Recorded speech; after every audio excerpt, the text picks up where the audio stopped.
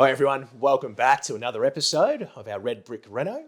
I'm here with Dean from Backman Builders and I'm Anthony from Outlier. Look, things have progressed here. When we were last here, we were talking about the rectification works that needed to take place for the timber subfloor.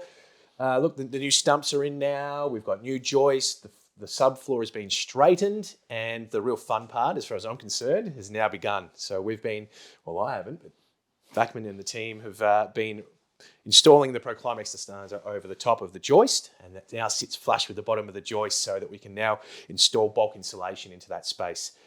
Some of the air sealing details are pretty interesting, Dean. Are you able to sort of talk more about the product that's being used and how you're going about doing that? Yeah, for sure, mate. So as we see, generally when you're putting a wrap down, it's done in a different manner because you might be applying it on top of a frame or underneath a flat surface. So obviously with retrofitting on a project like this, we've got the detailing that we're looping, taping.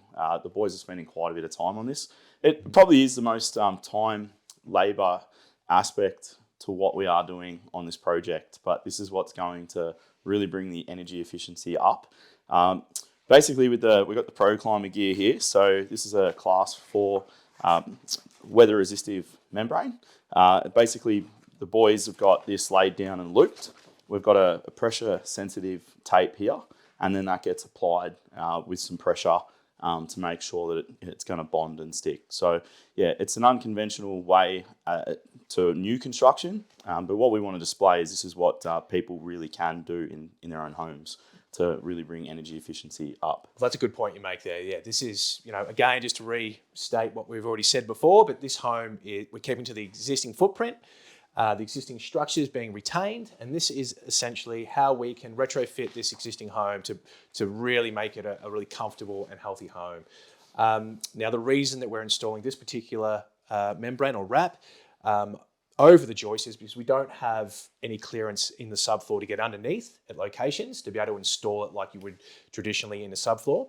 And also, probably more importantly, is that this is probably unusual for most people to see a wrap being installed in a timber subfloor. So what that's doing is two things. One, it's providing our continuous airtight layer, which is then adhered to the bottom plate of the stud walls, which continues that up the plaster and that continuous airtight control layer. And it also then allows or reduces any wind washing or reduction of the insulation performance by wind pushing against that insulation. So it's stopping that from occurring as well. One of the important things that does need to be considered, though, is what's the ventilation doing underneath the subfloor? And have you done anything, Dean, like to be able to increase the airflow into there to mitigate any moisture or anything that may still find its way in through the ground? Yeah, definitely. So just due to the fact this is an older home, we have cleaned out and flattened out the subfloor, but to come in and excavate out another couple of 100 millimeters is not practical because then you start affecting the footings and so forth as well. We've got an inline fan underneath, which is basically creating ventilation. It'll recycle all the air underneath and then take it back out through a point via a duct system as well. So it's something that we've used in a couple of different formats. Such as like basement ventilation, just so that we're making sure that flow is there. So it's something that, there's a lot of old homes that might have moisture issues and so forth, and that's something that probably isn't known widespread about in the building industry. Look, I immediately when we did the initial visit to site, we could see that there was an inadequate amount of subfloor ventilation. It does still have your typical subfloor vents, but there's just not enough of them for the actual space or volume that's underneath this home. We do have one here, which you can see. Now, the interesting thing is that it sits almost level with where the bottom of the joist are. So it actually comes in at the insulation layer. So there's a nice little detail that we'll showcase later on how that's going to be achieved. But what that'll allow is that extraction, that singular inline fan that Dean talked about, it's sort of central to the home, is now extracting air out of this subfloor space and forcing a higher volume of air through the existing vents that are here. Rather than trying to increase the amount of vents, we're going to increase the airflow. And that covers our external ventilation strategy. Might touch on the internal ventilation strategy. So we have mentioned there are HRV systems in the home. So do you want to just maybe walk through what's happening there as well? Yeah, definitely. So we've got decentralized HRV systems, and we've got the Lunos options that we're looking at the moment, and we're currently just running through a couple of those with our clients. So there's some models that are the E260s. They act as a push and pull system. So you'd use a pair. So you want to keep even numbers.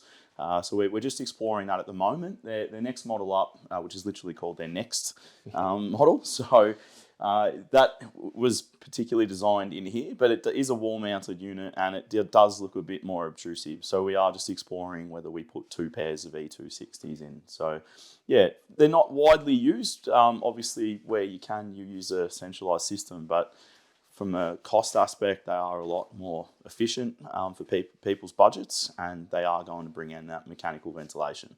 Yeah, it's important. Yeah, and, that's we're introducing continuous mechanical ventilation into this build due to the fact that we are trying to make this home airtight. So this wrap that we're installing on the subfloor, the plaster, ceiling and walls, this home we're looking to achieve sub 5 air changes an hour. I actually have a lot of faith back in the team to see a sub 1 result here, just given the nature of what I'm seeing. And then what we're able to do then is provide that mechanical ventilation in lieu of, say, natural ventilation, which is reliant on someone to open and close a window, which we all know we're not always across. So yeah, that's covered. It's something that's probably, we still get questions from other trades and builders at the moment when you're entering into that sort of airtightness space, that if you want to use these wraps, which are, fantastic, and we elect to use ProClimber largely as well, not because it's a great product, but we just find their tapes are sort of really second to none at the moment with what's available in Australia. But as soon as you start building airtight, people get worried about what's going to happen with the ventilation. So yeah, decentralized units are a good option. A centralized unit, you might be spending upwards of $20,000 installed or more. So it's just, it's going to be something good we can display throughout the episodes. Yeah, thank you. G'day guys, welcome back to our Red Brick Reno. Today we'll be going through and I'll be demonstrating subfloor re-stumping. Now, the biggest question I always get asked when we go to redo our subfloors is, where do you start from? Where do you get your heights from? There's a multitude of areas to start from, and the place that we found that's going to be the best to start from is our exterior wall that has our bluestone footing. Because we've had that checked by our engineer, we know it's structurally sound. I'll demonstrate to you why that was our optimal choice for this job. Now, as you can see, we're pretty good here, relatively level. As we walk throughout the house, we're able to transfer our datum line all the way over to our other side. And I'll show you in a minute why this is important. So we're pretty much bang on here. And in the previous video, Anthony and Dean were discussing very reactive soil. So what you can see with this, no load bearing, terribly reactive soil. What you can see, it's sunk quite a bit. So the importance of taking our datum points from our exterior walls sometimes isn't an option, especially in a house that's just been stumped with old concrete posts or red gum posts. But because it's a nice solid sound footing, we're fairly confident with our levels. So I've got my rule here. Let's demonstrate how much this is actually sagged, because it is quite deceiving. So from our previous 2 points that are pretty much bang on level, what you can see here with our reactive soil is 25 mil drop. And if you come around here, Josh, I'll demonstrate our load bearing wall.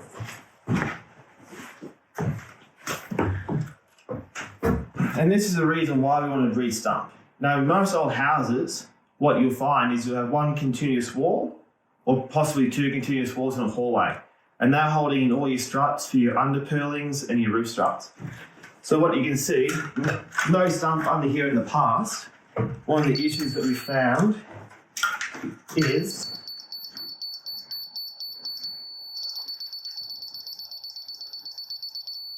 about 30 mil drop. And that's not ideal. So what we're going to do is we're just going to go around, pack our subfloor up to our finished height, laminate joists and pack underneath our bearers to get that height, because we don't want to be lifting up all the walls with our struts on there or plaster, because it's going to crack and it's going to be a very bad time.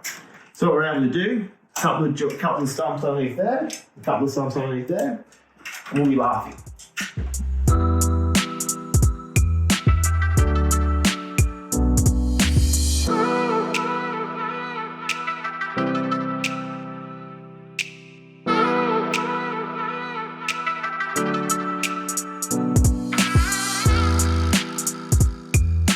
So those who know, when it comes to renovations and retrofits, it's about the details. And there's a lot of unearthing and uncovering things you just didn't know were going to be there, or unexpected things that you've got to work with. This particular home, the construction of it was a fitted floor. So what that means is that the walls, the internal stud walls, were actually built onto the timber subfloor structure itself, as opposed to, say, having a particle board flooring down and then the walls built on top of that. So that means we've got some really interesting little connection details when it comes to trying to get this wrap airtight. What have we done here, Dean, to make this all happen? And is there any forward thinking here when it comes to continuing insulation through as well? Yeah, I think it goes to say, anytime you want to make improvements, if you're not forward planning, if you're not communicating with your whole team, it includes electricians, plumbers, in particular, because they're running most of the protrusions through walls and how we're going to fit off. So something a little bit different. Electricians might come in and strap their cables along joists, the sides, and so forth. Yep. So all that forward thought had to be communicated with the team to make sure that we've got a really good continuous WRB wrap. And then that way it means we've got a continuous insulation layer running throughout the floor. So, but yeah, we've got a fair few obviously tricky parts. So the guys are still taping away here. So there's a little bit of taping beyond where double joists are overlapping next to each other. We want to make sure that we've got continuous insulation under our walls as well. That's really important. Yes. Obviously, we don't want to have any thermal bridges where possible. Especially we're working with an old frame that we're just fixing up. So yeah, a lot of forward planning, a lot of time for the team to come in and do the intricate details.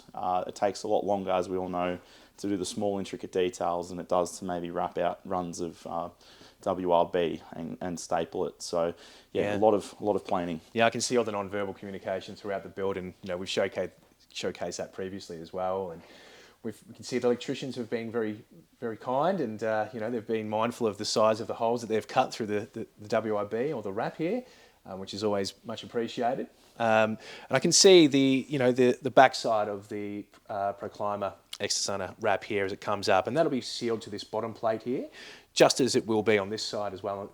Continue that airtight seal right through. The insulation's been placed, as you said, underneath. Now, the reason that we're highlighting this section is this is where the kitchen joinery is going to be located. So we're not going to get another opportunity once this is done to come back in here and do any sort of rectification work around airtightness. So we just want to make sure that that is absolutely sealed up nice and airtight.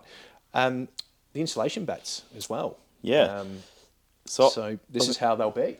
Exactly. And I think, we were probably all guilty at a time gone past where we all just looked at insulation as like, yep, we've just got to put it in and chuck it in. But the performance of insulation is such a critical element of building, and there's a lot more awareness now.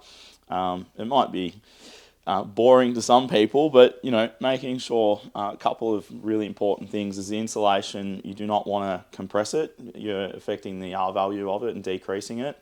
You also want to make sure there's no gaps, because the gaps in insulation leads to inefficient energy of what you're trying to achieve. So yeah, it's a lot of time consuming efforts by the team to come in and make sure it fits snug, but basically this is going to give us a good indication of how it's going to be, and later on, once our floor gets laid next week, we'll come in and it's just going to sit nicely over the top, unimpeded. Now, the client had previously had some blow-in insulation installed in the external walls, and we've touched on that as well previously. So now we have this continuous insulation in the floor where it adjoins the wall insulation, continues up the wall at the ceiling height and continues right round. So now we've got our continuous airtight layer and our continuous thermal layer.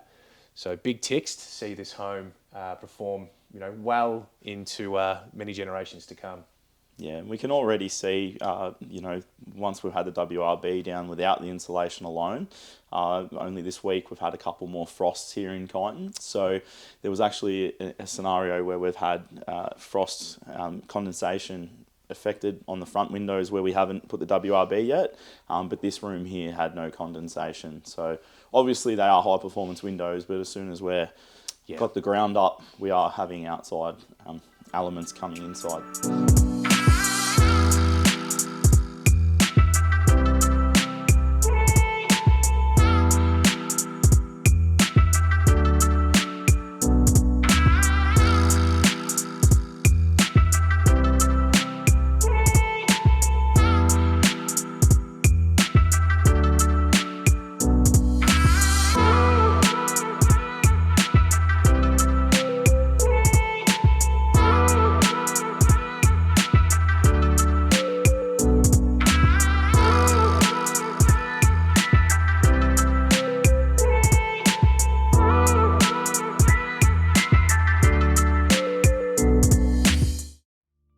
Hi, thanks for taking the time to come and have a look at the Hybrid Home course. It's been produced by Outlier Studio and we've been working on it for the last 18 months.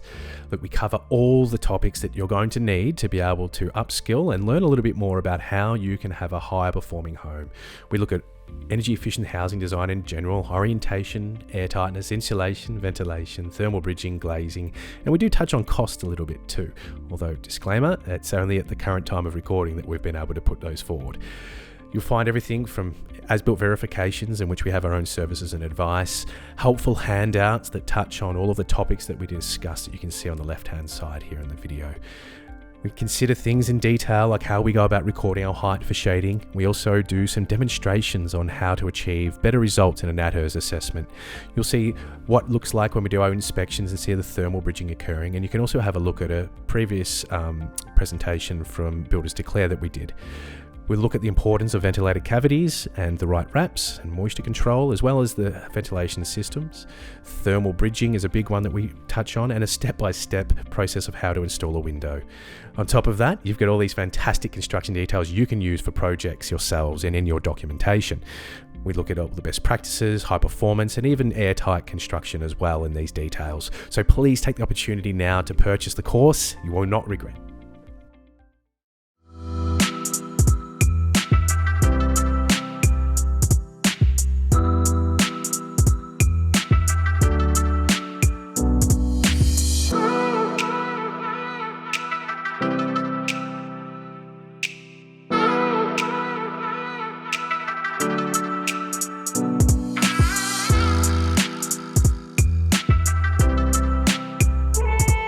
Guys, we are got the luxury today to be off-site for our red brick Reno renovation, which is our chitin project. I'm joined by Harry from Pure Grain Projects. Harry, you want to just give a quick little intro on yourself, mate? Yep. First time on camera with us. Yes, so I'm Harry. Been in the industry for about 8 years now, doing commercial and residential work, high-end to apartment sort of work. So I'm out on my own this year doing joinery and timber work, and yeah, here we are. And we've snapped you up and you're on board. So, yes. Yeah, so basically, mate, this kitchen has gone from shop drawings right through to now we're in your factory, yep. And this will sit here now until we're installing on site. Yes. So it is a good opportunity. It's not an opportunity most people get to actually have a look at a kitchen before it goes into site, installed. So yeah, let's run through a little bit, mate. Do you want to give us, maybe for people watching that haven't built before, the components of a kitchen? Yep. You want to start maybe ground up? Yep, so we normally start with a kicker frame, just allows everything to be level, keeps all your cupboards off the ground, and then we go to all of our base units, build those, set it up, and then it will go to a substrate. This bench top's going to be a 40mm stone, so I've got a stone template here. Everything's cut out, everything's recessed, so stonemason can take it from site and double check from there. So let's talk through a couple of things, because we've obviously got appliances pre-fitted off. Yep. So that's obviously a step we all like to take to make sure that everything's fitting, running nicely, yep. So we don't get to site, make sure there's any issues. Correct. We can pick that up pretty early on. Yep. Obviously with this, we're all good. Yep. It's all checked, it's all sitting there ready to go. So yeah, maybe talk about a couple of components inside our drawers. We've got something hiding in here. Yes, so in our corner units, I like to do a double unit instead of just one. It allows for this little, I'm pretty sure it's a half moon pull out. I think that's what it's called. Pulls out, make sure you get a lot of space in the back of the unit. And then they'll all be on soft close hinges, which just gives a touch of class, I think. We always put all of our appliances in as well. So here we've got the oven supplied from the client with a nice retractable door. Yeah. But yeah, we set everything up just to make sure everything's right here. If it's right here, it'll be fine on site. So it makes it pretty smooth. So yes. What do we think, when obviously you work with a lot of different type of materials, yes. And as we are sitting here, we're looking at a few different dynamics with different timbers, laminate. Do you want to talk through a little bit about what the selections are on this kitchen Yep. you've worked with? So they've chosen two colours for this kitchen, French navy and Boston oak wood mat with Tasmanian oak handles to match. They're all laminate. Obviously the handles are solid timber, and we'll have solid timber fixed shelving on the other side. So yeah, 3 different materials. They all blend together nicely, I think. So the architects picked those colours well, I think. Yeah, I think it's going to look great. Yeah. So, one probably important thing to note, we're obviously sitting in a factory at the moment, so it's all open. Yes. Yep. So this kitchen's been designed for an existing footprint in an existing house. So, let's talk about where this kind of sits and how it blends in. So we know we're working with some already pre-existing plastered walls. Yep. Do you want to chat quickly about where we're situated here in the room? Yep, perfect. So over here is the corner of the existing room. There was an external door around about here, so that's going to be filled in now, and it's just going to be a standard wall with the existing window still there. Across from the oven is going to be a freestanding fridge, and then this unit here with an infill against the wall. So yeah, we're just in the corner of the existing house here, with its own little island bench. So this is what we'd sort of refer to as the heart of the home. Yes. A lot of conversations might happen over here, so we can suss out around the back. This is probably some really cool feature going on with some curves, some solid timber, shelves. But yeah, that'd be where most conversations go. Yep.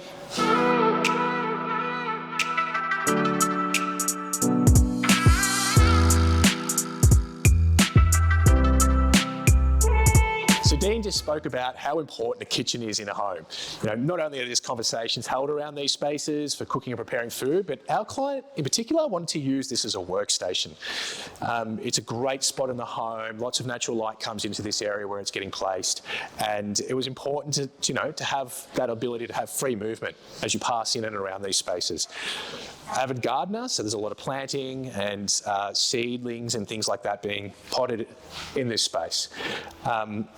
So yeah, that's kind of where that design element came in with the curves. But it also gives us an opportunity, and thankfully with Harry on board, who loves to work with reclaimed and recycled materials, we've been able to introduce a lot of reclaimed or recycled solid timber products. I know that that features heavily in your work, Harry. Yep. Is that where did that come from? Did you have a passion for working with timber specifically over anything else, or? Yeah, I think it was just an outer work sort of hobby. Making my own furniture, made everything that's in my house at the moment. And just sort of something you don't see every day. Really intrigued me, I guess. Yeah. So we've got some curved shelves occurring on the back here. Yep. How have you approached this? So do you know what the type of timber is actually that we're working with? Yes. So this is reclaimed messmate, if you can see that on camera. So I'm guessing these were bolted to the rafters or something. So I've just filled everything, all the knots, all the cracks with a resin, just to give it a bit more strength and a bit of longevity. That's great. And yeah, the curves as well, like that's something you've been able to just template quite easily, and we can see that consistently through. And yes, yeah. So when ordering all the material, I've got everything machine cut. So templates for the stone, templates for the timber, everything's run off a template, everything works. Great. I know it's given us a lot of confidence from the design perspective to work with you, directly. It's not too often that you get to have a design team and, the joiner and builder and everyone working together face to face. Yep. Being able to pick up the phone during the design phase and actually have those conversations with you about like, hey, what's available at the moment? What can we do? Yep. What can we use in our projects? Has been like, just pure gold.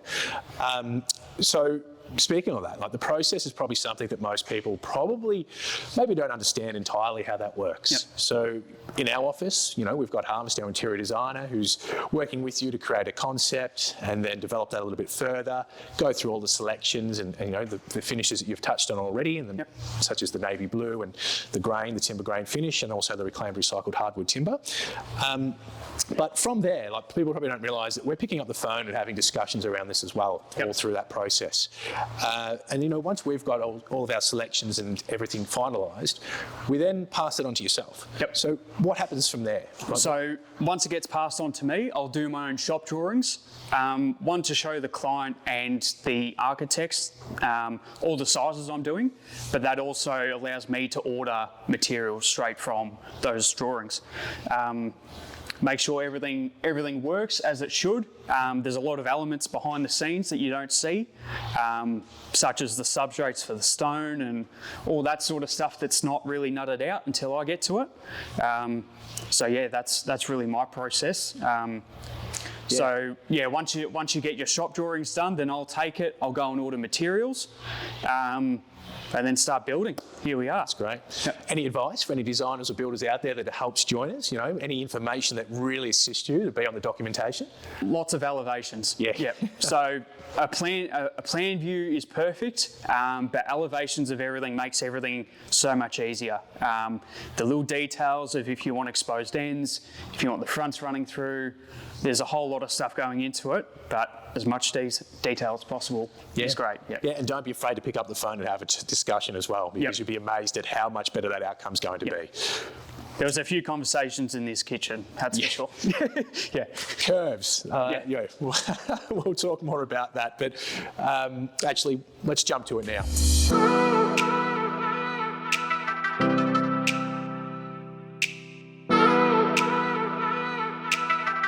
So Harry, I can see that you've put a lot of thought into the design for the kitchen in your shop drawings here, but I'm guessing you're using some pretty cool software packages and some technology to be able to assist with this. So we've got one of those here that you've got an example up on the screen.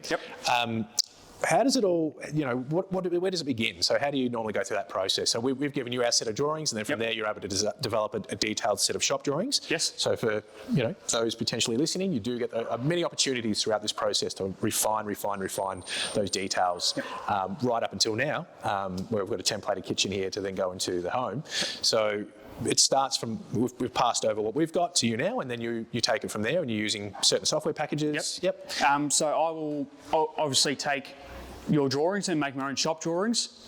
From there, it's still a little bit hard to see the complete picture. So I can offer a 3D render. Just an example, this isn't this kitchen, but at least you'll be able to see exactly what you're getting, all the sort of details, shaker doors, standard doors, you can change all the colours. So yeah, you'll really know what you're getting through this as well. Yeah, that's great. I mean, I think that's an important thing to just clarify, that the software packages that we're using in our design studio allow us to provide exceptional amounts of detail, but it's never going to be at that point of the refinement that's required to be able to have what we call shop details that can then be sent to machines that can then fabricate, and these curves, for example, are all machined, that will be able to provide that level that's required for machine operations. So that's where we're able to then sort of pass on to do so to Harry. And even like you're saying now, you're still going to be in design. I actually heard something recently where, you never stop design. Even through the construction documentation, as you refine and work these things out, there's going to be things that just become apparent as you review and then develop to, that design continues right through to yourself here. Correct. So you're able to provide all of those options to clients so they can sit down with you and you can go through it all. Yeah, great.